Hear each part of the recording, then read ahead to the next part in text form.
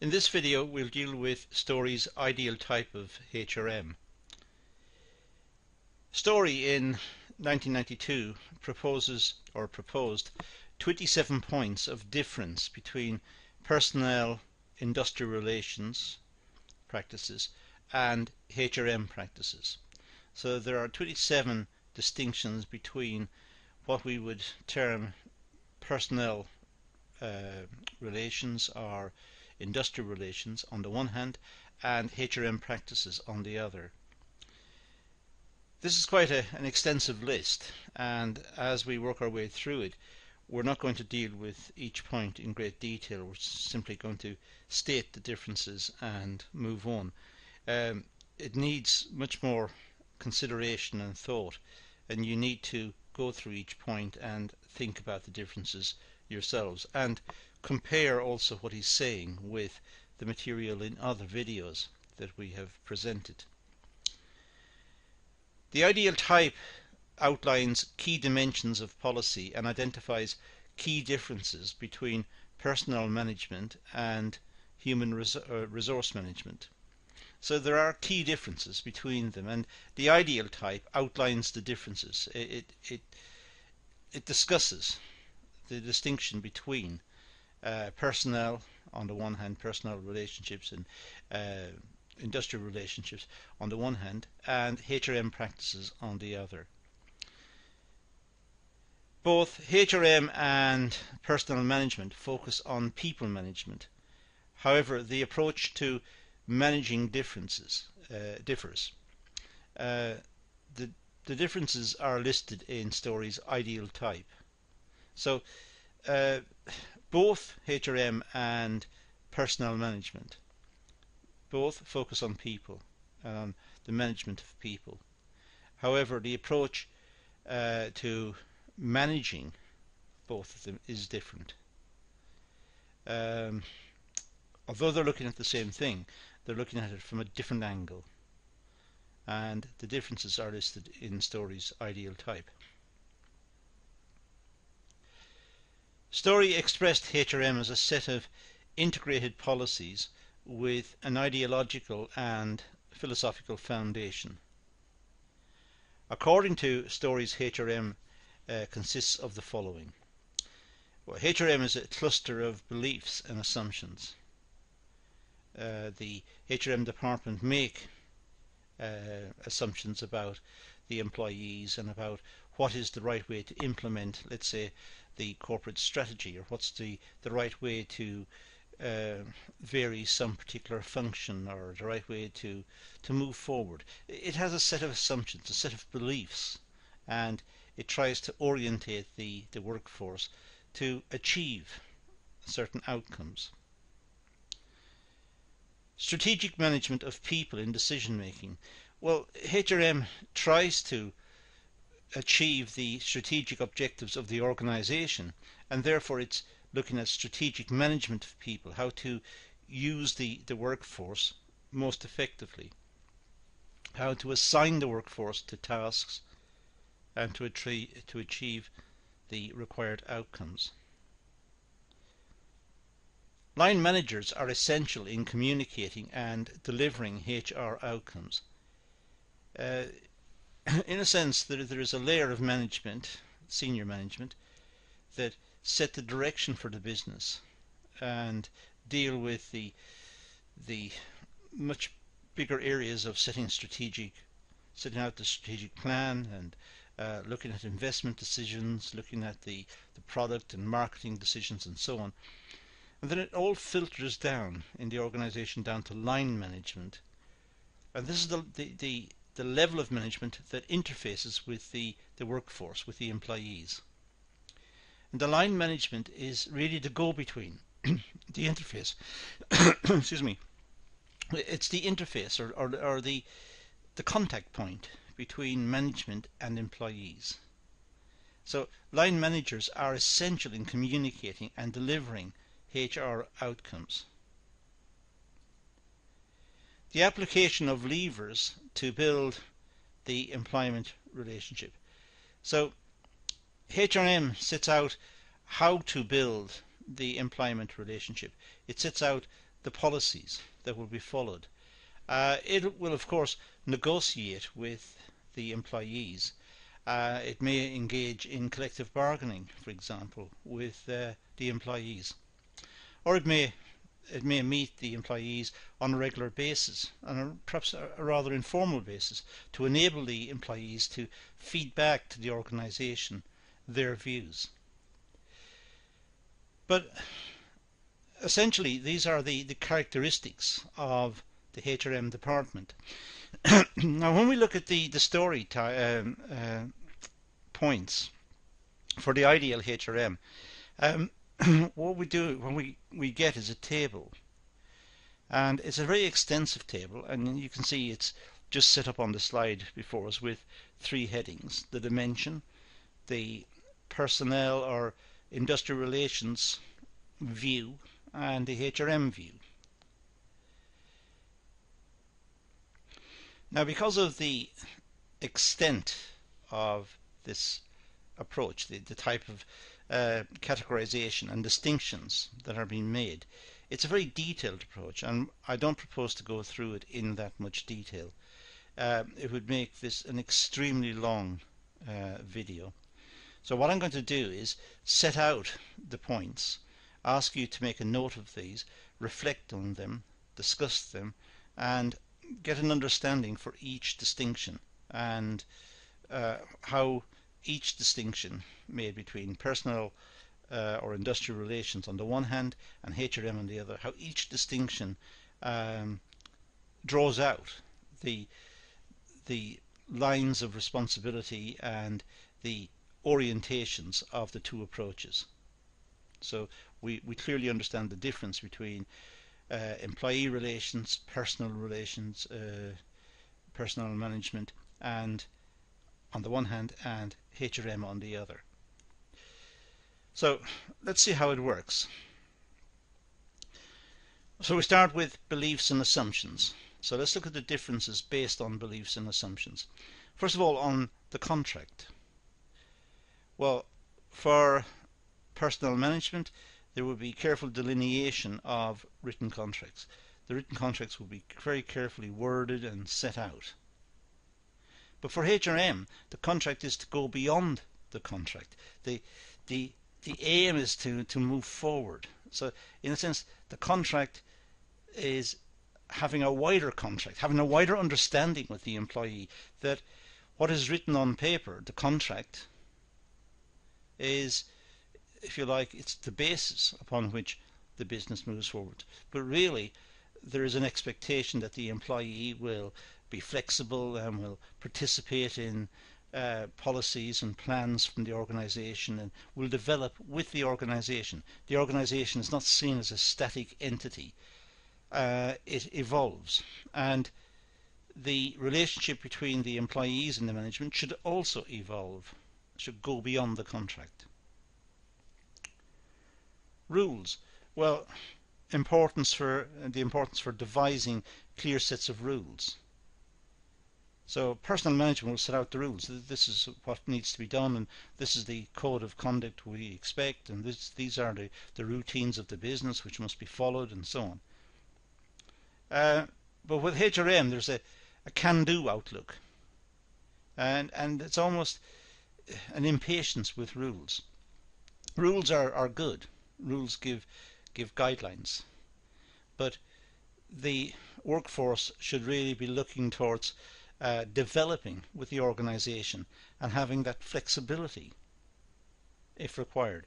So the rule may be to work from 9 to 5, but sometimes a job needs to be completed and an extra quarter of an hour, half hour may be required to meet the target and give customer satisfaction, and there should be some flexibility on the part of all involved to try and accommodate what the customer wanted, perhaps an early delivery or delivery that evening.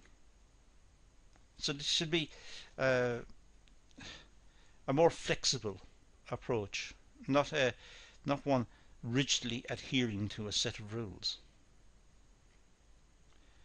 Guide to management action. Well, the guide to management action in terms of personnel management are the procedures. What needs to be done in certain circumstances? What does the rule book state? What are the procedures? Whereas with HRM is, what does the business need? What's best for the business? So it may be that HRM starts with the personnel management set of data, the rule books and the contract and the rules and so on, but it's looking for more flexibility. It's looking to develop an approach which accommodates what the business needs. Behavior referent. Well, the behavior that's expected will be an adjustment to norms and customs and practices. This is how it's done. This is how this business works. This is the way we work. And employees accommodate that and come to work in the business knowing that these are the norms. This is what's expected. And these are the customs. And the employee fits in with that type of almost societal structure, rules, customs, norms. But then the HRM view is to look at the mission of the business, look at the values of the business. Where's the business going? What does the business project? What does the business believe in? Where does it want to be? What's the mission? And it's trying to achieve that. So it's not a focus on trying to accommodate the norms and the customs of the business. That's not why the employees are there. The employees are there, according to the HRM view, to promote the mission of the business, to achieve what the business is trying to get out of particular changes and particular ways of working. So managerial task vis-a-vis labour. Well, the managerial task is, from a personnel management view, is monitoring the workers to make sure that they are doing what's expected of them. They're doing it safely, but at the same time they are being productive. They are doing the tasks. With HRM, it's nurturing. It's trying to get the employees to work alone, work without supervision, to be engaged, to be motivated, to apply themselves to the organisation and to try to meet the targets that are set, to work flexibly, to work with initiative. So on the one hand, it's people working because they're being monitored and being watched, being controlled. Or on the other hand, they are freely working and trying to achieve the best with minimal supervision, or perhaps no supervision, but they are doing it because they believe in the organisation, they subscribe to its ideals, they are working to fulfill the expectations that the organisation has given them.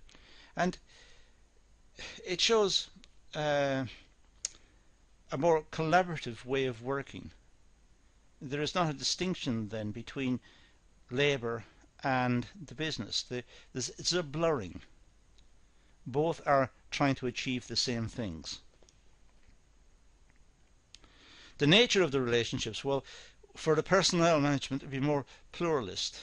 It's accommodating a different group of people, the employees. So the business is the management, or one group, and the employees are another group, but they're working together to try to achieve the outcomes. Whereas the HRM view is unitarist, which means they are ideally lined up. They see things the same. They are moving in the same direction. They are like a single entity. The employees subscribe to the same values and views as do management. And of course we could look into why that's the case, and we can look into each one of these points in much more detail and try to figure out why there is this assumption or that assumption. But with the unitarist view, for example, um, it simply means that the employees understand the direction of the business, the strategic direction, and agree with it. So they're working towards the same outcome. Conflict, well, with conflict it's institutionalized.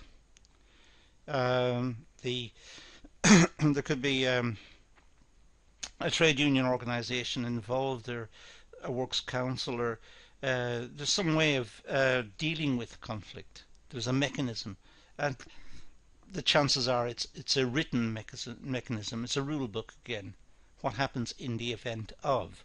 What is the recommended course of action? With HRM, it's de-emphasized. In other words, it's the conflict is looked at in the context of, let's say, collective bargaining, but it's also caught up with the policies and the procedures of HRM.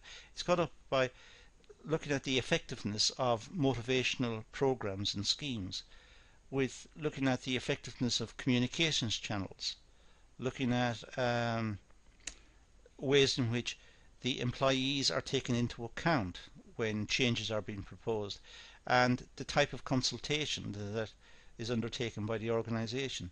So it's trying to anticipate conflict and reduce the conflict or eliminate the conflict by setting appropriate policies in advance. Before the issue arises, deal with it. And it's dealt with by having the type of involvement that the HRM approach seems to suggest, the ones we've talked about earlier.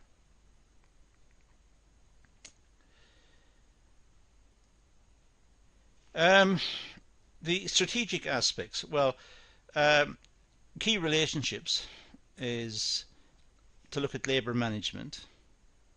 That would be the personnel view, looking at labour management and making sure that labour is properly working and effectively working, and ideally positioned within the organisation so that there is efficiency. But in terms of HRM, the key relationship is with the customer. It's what the customer gets. That's the issue. Then it looks at initiatives. Well, initiatives with personal management are piecemeal. Initiatives come up from time to time. Someone proposes some change and it's considered. It just happens from time to time. It's piecemeal. Whereas with HRM, it's integrated. The initiatives are sought by the management. They're sought out. The management's constantly looking for initiatives and improvements, and it's looking at ways in which the whole workforce can be carried along with the initiative, so there is no disagreement and no issues arise. So HRM would look at towards programs of training and making sure there's proper induction programs, and also inviting the employees to come up with ideas, come up with improvements, and feed those back.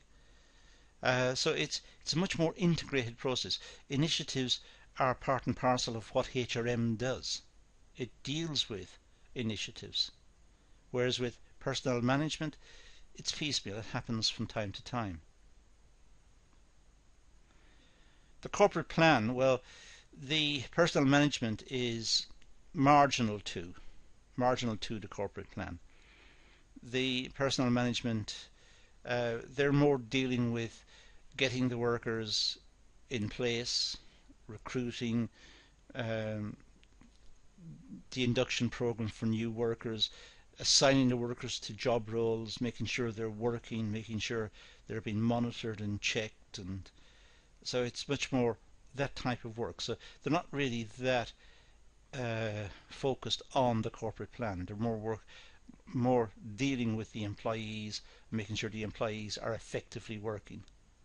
Whereas with HRM, HRM and the corporate plan go together. The corporate plan is what the organization wants to achieve, the direction in which it's moving and what it wants to achieve. And to do that, it must have a dedicated workforce, a workforce that are committed to the same type of achievements and the same type of targets. So to HRM, the corporate plan is central. It's central to HRM. But with personnel management, they're more focused on assigning the right workers to the right tasks, making sure the tasks are completed, the workers are monitored and are applying themselves effectively, and so there's a big distinction. The speed of decision, well, for personnel management, it's slow. The need to consult the rule books, the need to find out what the issues are and when a decision needs to be made, and it's usually quite a slow process. With HRM, it's fast. HRM is much more flexible in that sense. They're able to make the decisions very quickly because they understand the importance of speed, of having good decisions, but decisions delivered in a timely manner. For line management, well, the management role is, in terms of personnel management, is transactional leader to make sure that the various tasks are carried out. And the line management is to ensure that the employees carry out those tasks, that they transact, in a sense, that the transactions that are required are carried out. With HRM, it's transformational. It's a changing process. It's getting the employers in position, getting them to work on particular tasks, and at the same time dealing with them in terms of their motivation. They can work with minimal supervision. They have the same outlook as the business, and they're looking for innovations and changes in the way they work and feeding this back to management all the time, looking for improvements. So it's transformational. Key managers, well, in terms of line management, of course, the specialist, the personnel specialist will be the key managers. But in terms of HRM, it will be the general business and the line managers. So HRM permeates the organization. It flows throughout the organization. The line managers are trained in the context of what the organization wants and the way to bring this about through the effective use of personnel, but in engaging with the personnel, encouraging the personnel, making sure there are adequate motivations and that there is good communications channels. So the HRM is much more being involved, much more general business, line managers. All of the structure knows what's required in terms of HRM and apply themselves to try and get that done. Communication, well, with personnel management, it's indirect. The personnel management come up with a set of rules or a set of ideas or wish to communicate something. It'll be discussed, perhaps written into the rule book, and communicated to perhaps some senior departmental manager or whoever within the organization. It's indirect. It goes via someone else. But with HRM, it could go directly to the employee.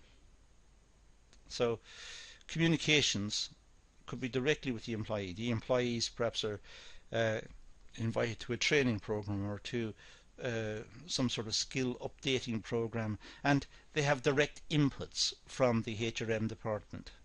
So it's direct in terms of HRM. Standardization. Well, for personnel management, there's high standardization. The rules are set out, so they're all specified.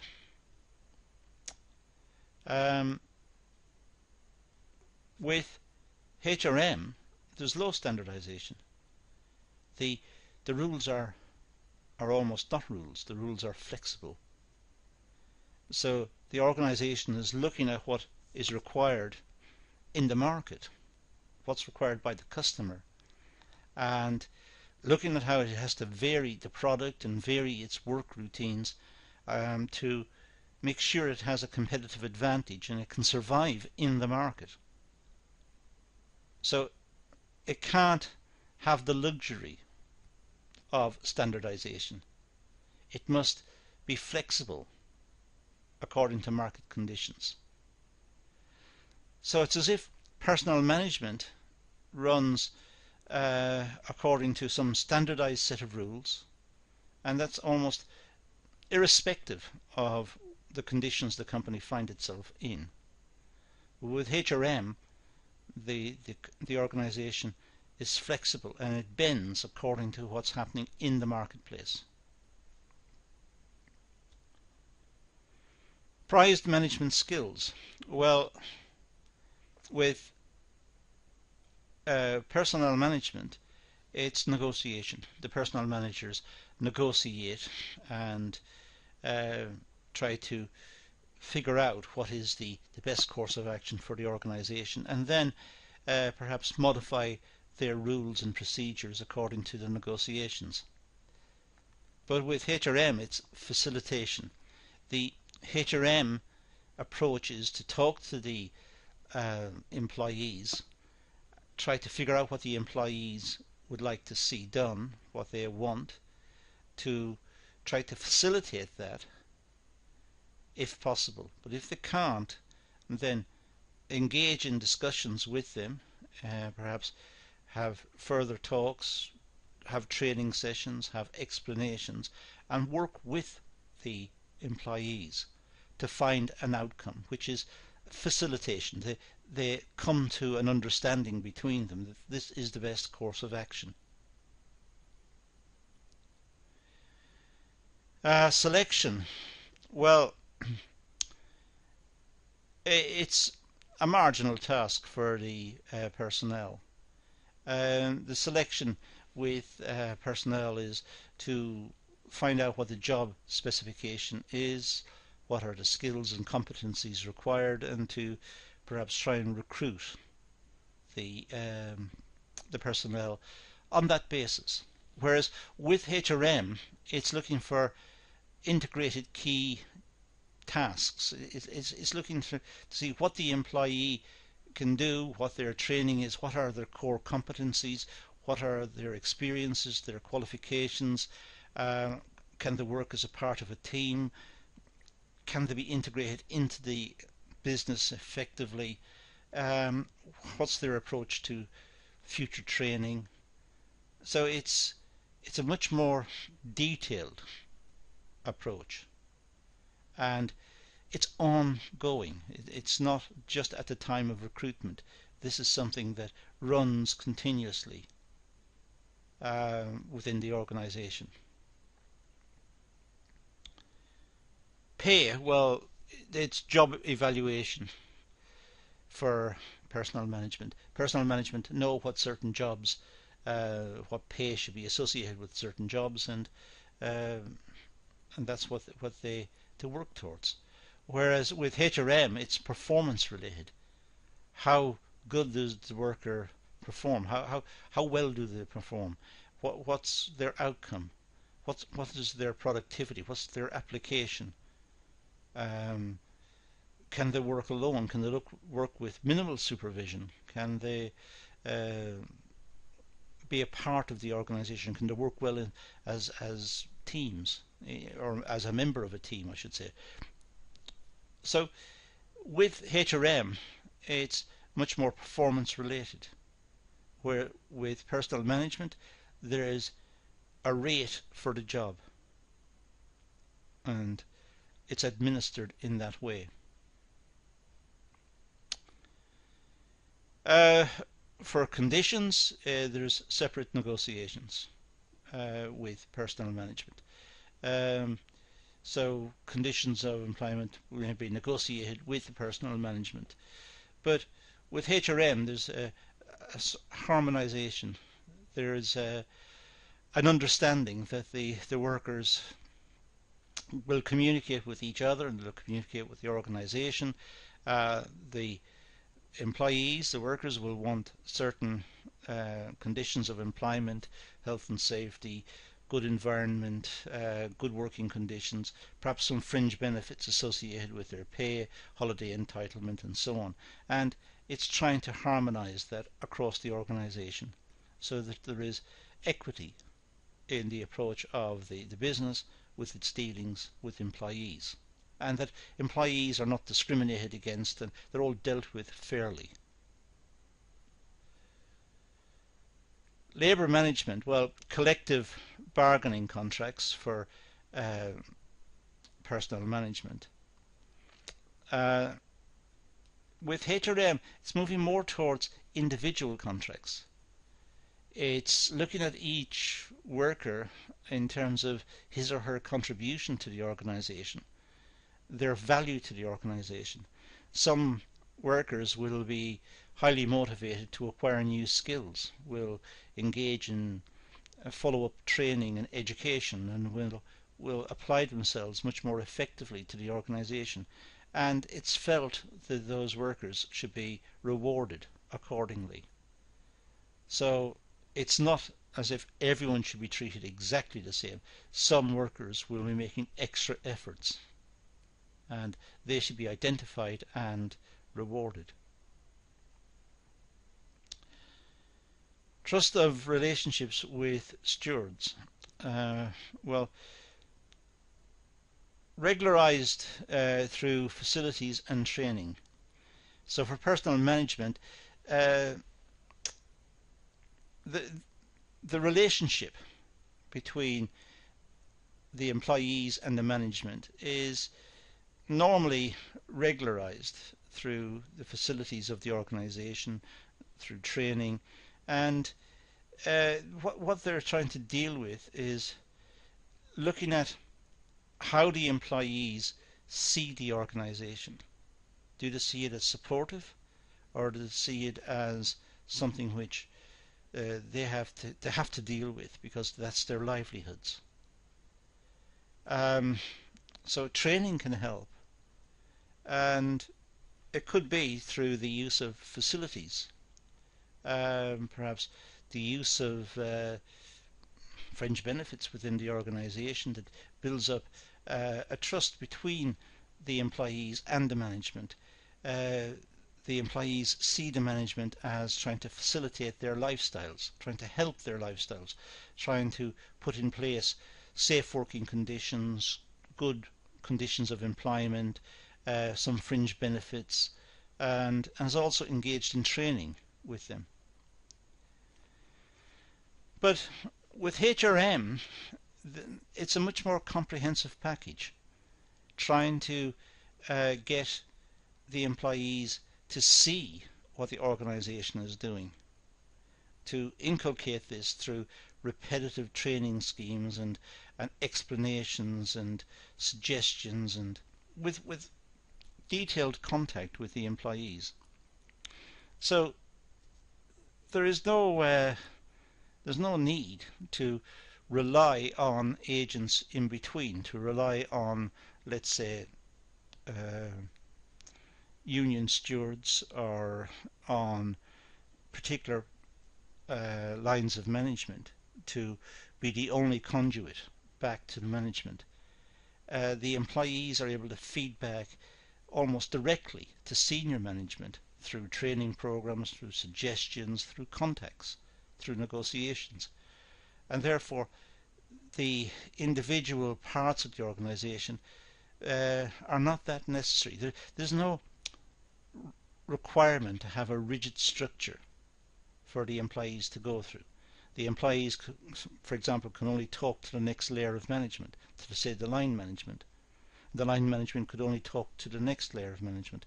That's not the case with HRM practice. With HRM practice, the employee can usually gain access to contacts with almost any line of management through suggestions, through meetings, through training schemes, and so on. So it's much more involved. Job categories and grades. Well, with personnel management there are many grades. Different types of jobs have different grades. In organisations there will be, generally speaking, many types of jobs to be carried out, and each one may carry a different grade and a different set of terms and conditions, different remuneration. But with HRM there's more flexibility, so there are fewer grades, fewer job categories. The employees know that has to be done, this has to be done, so let's just do it, and it's done. So it's not as if everything has to be itemized. Every task has to be itemized with a separate tariff or a certain remuneration or a certain set of procedures that needs to be carried out, and documentation completed and supervision that it is carried out. With HRM it's different. With HRM it's this needs to be done, that needs to be done, let's do this, that, and do the core task as well, and it's finished. There are fewer categorizations. People are, the employees are more willing to complete the task because they know it has to be done. And if it's not done, the organisation will ultimately suffer, and the organisation will suffer anyway if everything has to be itemised and managed. It'll sap the resources of the organisation. Communications. Well, with personnel management there's a restricted flow of communications. The employees may speak to their line managers, they may request a meeting with personnel management, and it's slow, could be bureaucratic, it's not at a high level, it's very formalized in some respects. These are the procedures that must be followed, and that's the way it operates. Whereas with HRM it's much more fluid. The employees are able to speak to the line managers, but they could speak to other managers, or they could go to the HRM department and have a meeting there and have a grievance. They can deal with it, or have a suggestion which is perhaps aimed at improving something within the organisation, or even just to find out what the organisation's views are under certain circumstances. For example, compassionate leave or some issue of this type. Job design. Well, with personnel management it's the division of labour. That workers are assigned to certain tasks, they perform the tasks over and over, and they become more skilled in doing so. It's an application of the division of labour. Whereas with HRM there's much more emphasis on teamwork. If an employee is away ill, for example, other members of the team can perform the task with designated roles.